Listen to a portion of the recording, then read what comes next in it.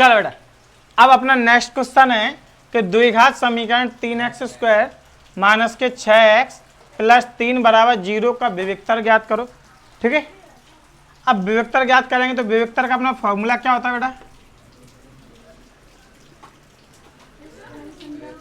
विविक्तर सूत्र क्या होता है बेटा? d बराबर b² माइनस 4ac, यही होता है ना। हम लोग लिखेंगे ऐसे, ऐसे लिखेंगे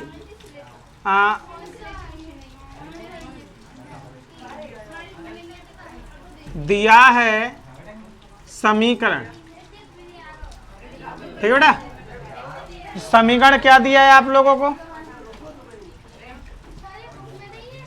3x² माइनस के 6 प्लस 3 बराबर 0।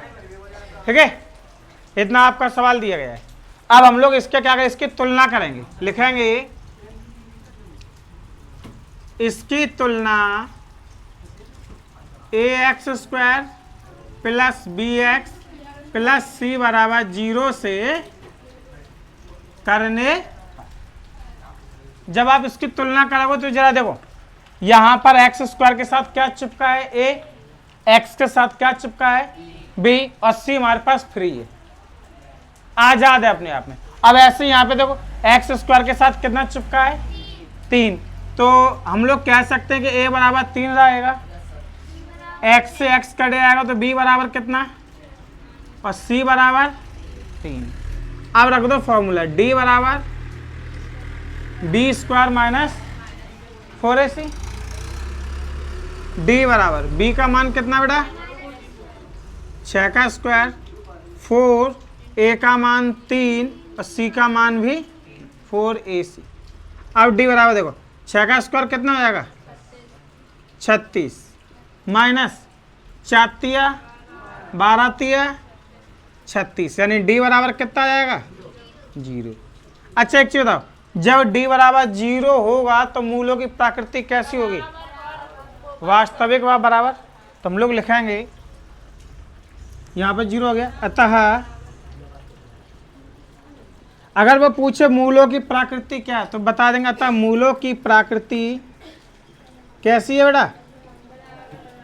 वास्तविक व समान है, वास्तविक व समान है। मूलों की प्रकृति बेटा कैसी है? वास्तविक व समान है। अब जरा एक चीज और सुन लो, इतना हो गया। अब इतना करने के बाद हम लोग यहाँ पे अब वो एक चीज और पूछ लेता है, यदि इसके मूल वास्तविक हों तो उन मूलों को ज्ञात कीजिए। यहाँ पे ऐसे पूछ सकता है आगे, विविक्तर ज्ञात करो तथा मूलों की प्रकृति यहाँ पे लगा ज्ञात करो। यदि मूल वास्तविक हों, मूल बेटा कैसे हों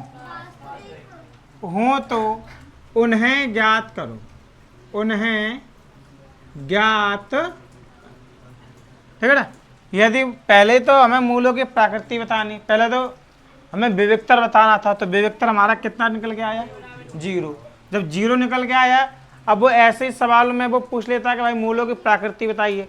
जब d बराबर 0 है तो मूलों की प्रकृति कैसी होगी? वास्तविक व समान होगी।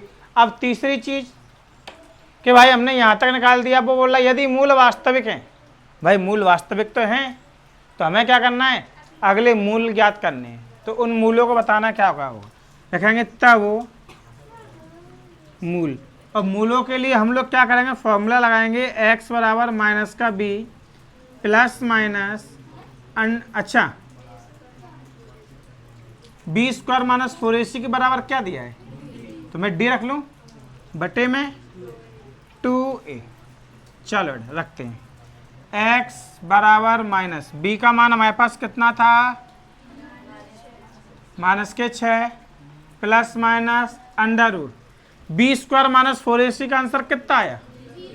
आप 0 रख सकते हो, अपॉन में कितना 2, a का मान 3, तो x बराबर माइनस से माइनस कैंसिल हो जाएगा, 6 प्लस माइनस 0 बटे 6, 6 से 6 कट जाएंगे तो x बराबर कितना मिल जाएगा। हम लोग कहेंगे अतः मूल 1,1 है। अच्छा देखो मैंने 1,1 क्यों रखा, क्योंकि हम बेटा किसको हल कर रहे, द्विघात समीकरण को हल कर रहे। और मैंने आप लोगों को सेकंड चैप्टर में पढ़ाया था कि जिसकी जितनी पावर होंगी उतने ही उसके मूल होंगे या शून्यंक होंगे। उधर शून्यंक की बात कर रही हूँ, यहाँ पे मूल की। द्विघात बहुपद में हमने पढ़ा था कि जिसके जितनी घात होती हैं उसके उतने शून्यंक होते हैं, और ऐसे ही यहाँ पे जितनी जिसकी पावर होगी उतने ही उसके मूल होंगे। यहाँ पे पावर कितनी थी अधिकतम 2, तो मूल भी कितने निकल के आएंगे, 2 निकल के आएंगे। नोट कर लो सवाल, ठीक है। अब जरा सुनो, हमारा समीकरण दिया गया है क्या, 2x² प्लस kx प्लस 3 बराबर 0, ठीक है। लिखेंगे इसकी तुलना ax² plus bx plus c बराबर 0 से करने। देखो जरा, आप x² से x² को कैंसिल करोगे तो a बराबर बेटा कितना मिलेगा, 2, b बराबर कि c बराबर 3 मिल जाएगा। फॉर्मूला रखोगे d बराबर b² माइनस का 4a, d बराबर b का मान k² 4a, यानी d बराबर k² एकन k² माइनस 4 दूनी 8 तिया कितना होता है, 8 तिया 24, इतना मिल जाएगा।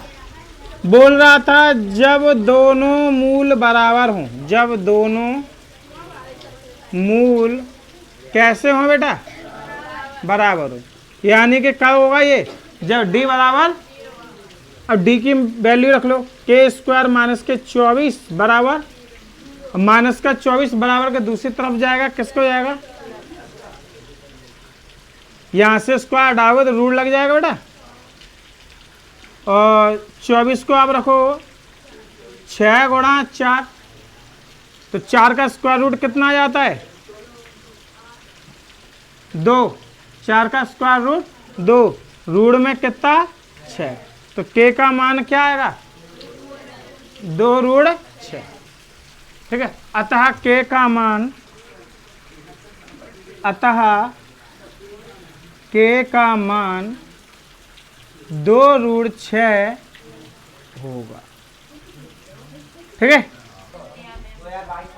2022 में सवाल पूछा गया है, द्विघात समीकरण 2x² माइनस के 3x प्लस 5 बराबर 0 के मूलों की प्रकृति हमें क्या करनी है, ज्ञात करके बतानी है। तो जरा सुनो,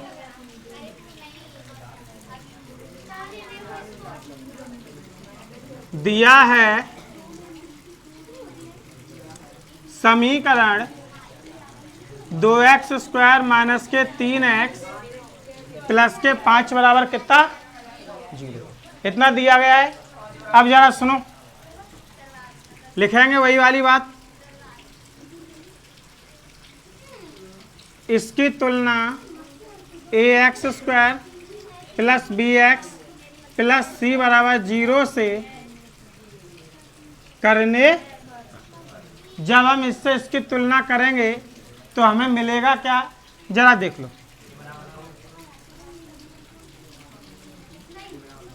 कि a बराबर b बराबर c बराबर 5, इतना मिल जाएगा।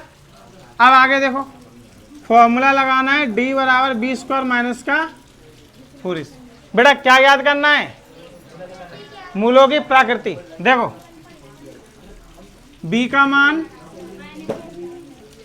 3 का होल स्क्वायर 4, a का मान 2, c का मान 5, d बराबर 3 का स्क्वायर हो जाएगा 9, 4 दूनी 8 पंजा 40, तो d बराबर कितना जाएगा,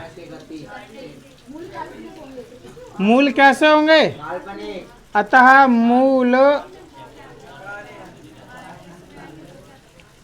काल्पनिक होंगे, यानी नो रियल रूट्स। ठीक है, नोट कर लो। चलो देखो, जिन बच्चों ने ये वाला सवाल नहीं कर पाया है, ये वाला सवाल देख लो। जिन बच्चों ने नहीं कर पाया है उन बच्चों के लिए मैं कह रहा हूँ। ठीक है, तो सवाल ये हमारा इसी प्रकार से दिया रहेगा कि 3x² माइनस के 4 रूट 3x प्लस के 4 बराबर में कितना 0।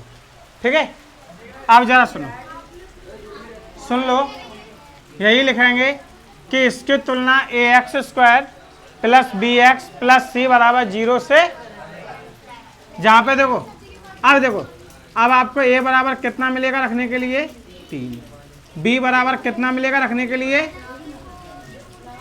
4 रूट, c बराबर रखने के लिए कितना मिल जाएगा 4। यही वाला हम लोगों ने फॉर्मूला लगाया पूरा। अब देखो जरा क्या होगा, b बराबर b² माइनस 4ac आपका सवाल में दिया है। देखो जरा, b का मान कितना रखोगे, माइनस के 4 रूट 3 का 4, a का मान 3, c का मान 4, d बराबर, देखो जो स्क्वायर लगी है ना, आप इस स्क्वायर को दोनों संख्याओं पे चढ़ा,